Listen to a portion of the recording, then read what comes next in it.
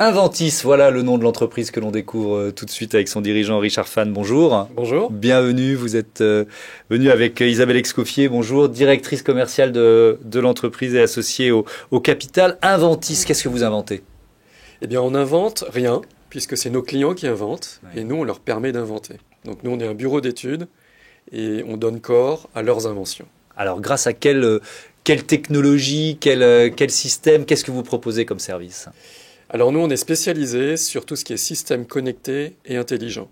Donc on a la très grande chance, on est un des rares en France à avoir plusieurs métiers pour permettre d'innover dans l'électronique, dans l'informatique embarquée, dans les applications mobiles, Oui. les applications en mode cloud et aussi l'intelligence artificielle, surtout appliquée à l'industrie. Ça veut dire que vos clients, j'imagine que c'est assez varié. Qui sont vos clients? C'est souvent des grands comptes, des industriels, Ouais. des très grandes marques, des fois dans le luxe, dans le cosmétique, mais aussi des grands industriels qui veulent des systèmes sur mesure parce qu'ils ne trouvent pas la solution sur étagère pour leur production ou pour leurs produits. Alors imaginons, je suis une marque de luxe, qu'est-ce que je viens chercher chez vous? Qu'est-ce que Inventis peut me proposer? Eh ben, je ne peux pas vous le dire, puisque c'est secret. Mais ça va être des choses qui vont révolutionner l'usage des produits actuels Ouais. de la marque, qui vont conserver l'ADN de la marque, mais innover pour rester dans l'actualité, pour rester dans l'innovation. Alors justement, c'était ma question suivante, quelle est la part d'innovation, de recherche et développement dans un métier, dans une entreprise comme la vôtre? Je dirais qu'on fait un quart de vrai R et 75% de D. Oui. Et ça dépend de la maturité du projet quand l'industriel vient nous voir. Souvent, c'est vrai dans le cosmétique et le luxe, la maturité est très faible et donc on fait beaucoup de recherches, on fait beaucoup d'évaluation d'état de l'art de la technologie. Chez des industriels qui fabriquent, par exemple, dans le domaine automobile ou dans l'énergie, c'est beaucoup plus du développement parce qu'ils ont des idées plus matures et un ROI qui doit être plus rapide. Ouais. Vous venez de signer un partenariat avec ST Microelectronics, chapeau. Absolument, on est partenaires depuis de longues années Ouais. avec ST Micro puisqu'ils fournissent les composants dont on sert dans Zone Innovation. Ouais. Et récemment, donc, on fait de l'intelligence artificielle embarquée grâce à leurs outils. Et on va travailler de plus en plus avec eux pour travailler sur des sujets pour appliquer l'intelligence artificielle sur les lignes de production de nos clients. Alors quand on dit intelligence artificielle embarquée, qu'est-ce que ça change? On parle de quoi? On parle d'objets, on parle de lignes de production, on parle de quoi? Absolument, c'est-à-dire qu'aujourd'hui, l'intelligence artificielle, on a l'habitude qu'elle tourne sur des gros serveurs chez Google, chez Amazon. L'intelligence artificielle embarquée, elle tourne dans l'objet. Et donc, on n'a plus besoin de communication, on n'a plus besoin de Wi-Fi, on n'a plus besoin de 5G, on n'a plus besoin de serveurs. L'intelligence est vraiment sur la machine et ça a énormément d'intérêt pour les industriels. Pourquoi vous avez voulu qu'Isabelle Escoffier soit à vos côtés aujourd'hui? Parce que c'est elle qui porte la croissance de l'entreprise, c'est elle qui la connaît très bien. Et j'ai voulu qu'elle témoigne en notre nom. Alors cette croissance, d'abord, comment vous pourriez la définir sur les mois ou les années passées, et puis ensuite on se projettera dans l'avenir? Je dirais qu'elle a été progressive et elle a suivi un petit peu le développement et l'arrivée sur le marché de l'IoT, l'Internet des objets.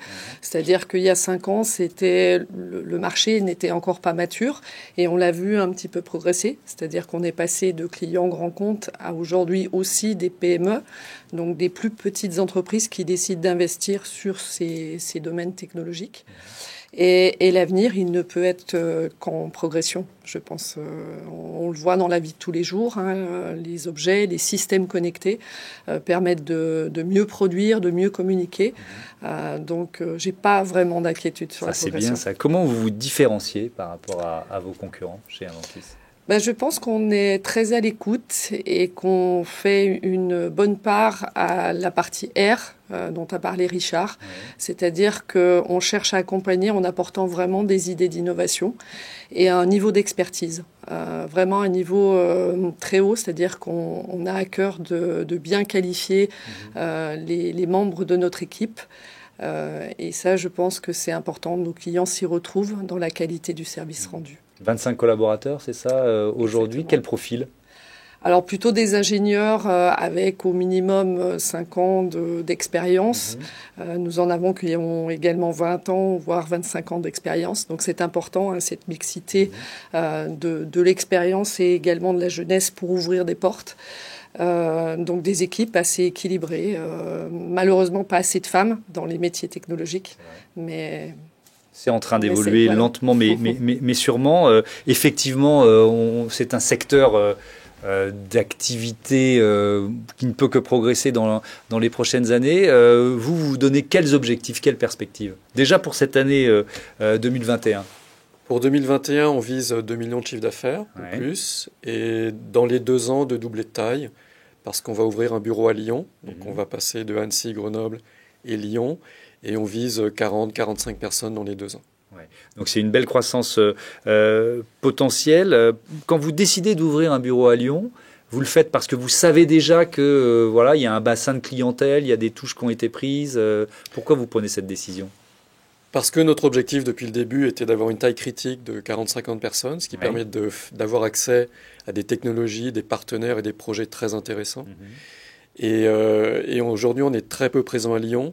C'est évident pour moi qu'en ouvrant un bureau, on va développer des affaires, trouver des partenaires et trouver des gens qui nous font confiance. Et quand vous évoquez l'avenir, la croissance, c'est un métier où il faut être à l'affût de toutes les nouveautés. C'est ça votre défi quotidien, d'une certaine façon? Pas vraiment les nouveautés. Les évolutions techniques? Oui, mais ça, on baigne dedans, donc c'est pas difficile pour nous. Non, la difficulté, c'est justement de faire le trait d'union et d'être l'allié de notre client pour qu'il ait confiance en nous, qu'il ait confiance en la technologie et qu'il sache la maîtriser pour l'adopter dans ses produits ou sa production. C'est plutôt ça le défi, c'est plus humain que technologique. Et ben voilà, ce sera le dernier mot pour présenter Inventis et son écosystème. Merci à tous les deux. Merci beaucoup. Merci.